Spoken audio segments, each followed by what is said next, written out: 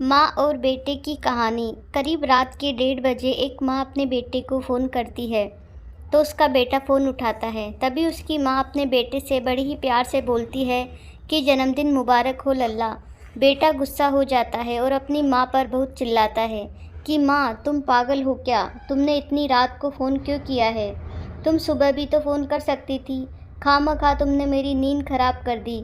माँ से ये कहकर उसका बेटा ज़ोर से फ़ोन रख देता है। बेटे की ऐसी बात सुनकर उसकी माँ की आंखों में दर्द भरे आंसू आ जाते हैं। तभी थोड़ी देर बाद उसके पिता अपने बेटे को फ़ोन करते हैं, लेकिन बेटा पिता पर गुस्सा नहीं करता। वो उनको भी यही कहता है कि सुबह को फ़ोन करते पिताजी। फिर पिता ने कहा कि बेटा मैंने तुम्हें इसलिए फ़ोन किया है कि तुम्हारी माँ सच में ही पागल है जो तुम्हें इतनी रात को फ़ोन किया। वो तो आज से 22 साल पहले ही पागल हो गई थी, जब उसे डॉक्टर ने कुछ अंदर की परेशानी के लिए ऑपरेशन करवाने को कहा। लेकिन तुम्हारी माँ ने डॉक्टर को ऑपरेशन के लिए साफ मना कर दिया। पता है क्यों? क्योंकि उस समय तुम्हारा जन्म होने वाला था और तुम्हारी माँ नहीं चाहती थी कि तुम्हारे जन्म के वक्त तुम्हें कोई परेशानी हो। और तभी तुम्हारी पागल माँ ने अपने दर्द के साथ साथ तुम्हारे जन्म का दर्द भी सहते हुए तुम्हें जन्म दिया। फिर तुम्हारा जन्म होते ही उसकी खुशी का ठिकाना नहीं रहा। और तुम्हें पता है बेटा, तुम्हारे जन्म से पहले डॉक्टर एक कागज़ पर तुम्हारी माँ के दस्तखत करवाए ताकि अगर तुम्हारे जन्म पर उसे कुछ हो गया तो डॉक्टर की कोई जिम्मेदारी नहीं होगी। तुम्हारी माँ ने तुम्हें साल में एक बार फ़ोन किया तो तुम्हारी नींद खराब हो गई। और मुझे तो तुम्हारी माँ 22 सालों से रोज़ रात को ठीक 1:30 बजे उठकर ये कहती है कि देखो 1:30 बज गया, हमारे लल्ला का भी तो इसी समय जन्म हुआ था। इन सब बातों से तू समझ गया होगा कि तेरी माँ तुझसे कितना प्यार करती होगी और आज तूने उसे कितना उल्टा सीधा कह दिया। बस तुमसे ये कहना था। यह कहकर सोनू के पिता ने फ़ोन रख दिया। अब बेटा माँ के बारे में सोच सोच कर बहुत रो रहा था और माँ से कही उल्टी सीधी बात पर बहुत ही ज़्यादा पछता रहा था।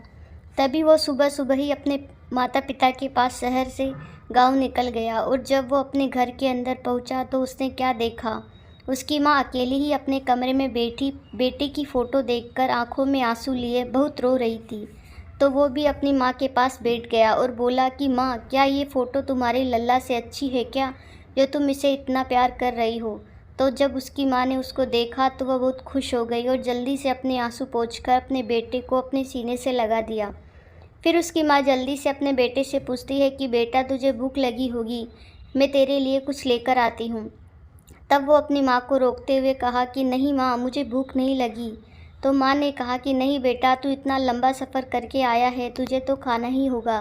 तभी वो आंखों में आंसू लिए अपनी माँ को सीने से लगा लेता है और खूब रोते हुए अपनी माँ से कहता है, मुझे माफ़ कर दो माँ, न जाने मैंने कल रात को तुम्हें क्या कह दिया और तुम्हें पागल भी कहा। मुझे बहुत बुरा लग रहा है माँ, प्लीज़ मुझे माफ़ कर दो।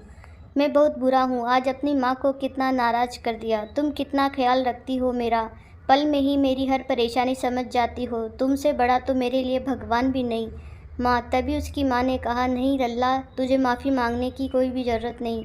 मैं तो बस इतना चाहती हूँ कि मेरा बेटा हमेशा खुश रहे। और अब ये माफ़ी वाफ़ी छोड़, मैं तेरे लिए तेरी पसंद का खाना बनाकर लाती हूँ, इतने में तू थोड़ा आराम कर ले। अब वो समझ चुका था कि माँ के बिना कुछ भी नहीं। एक माँ ही है जो कि हमारी सारी बड़ी से बड़ी गलतियाँ भी बड़ी आसानी से माफ़ कर देती है और अपना जीवन भूलकर सिर्फ हमारे ही बारे में सोचती रहती है। तो उसने उसी समय ईश्वर से प्रार्थना की कि हे ईश्वर, तेरा धन्यवाद जो कि तूने मुझे इतनी प्यारी माँ दी, क्योंकि माँ जैसा इस दुनिया में कुछ भी नहीं। वाकई दोस्तों, इस दुनिया में माँ के जैसा कुछ भी नहीं है। एक माँ ही तो है जो पोषण हमारा इतना पालन पोषण करती है और हमारी हर परेशानी को पल भर में ही समझकर उसे पल में ही दूर भी कर देती है।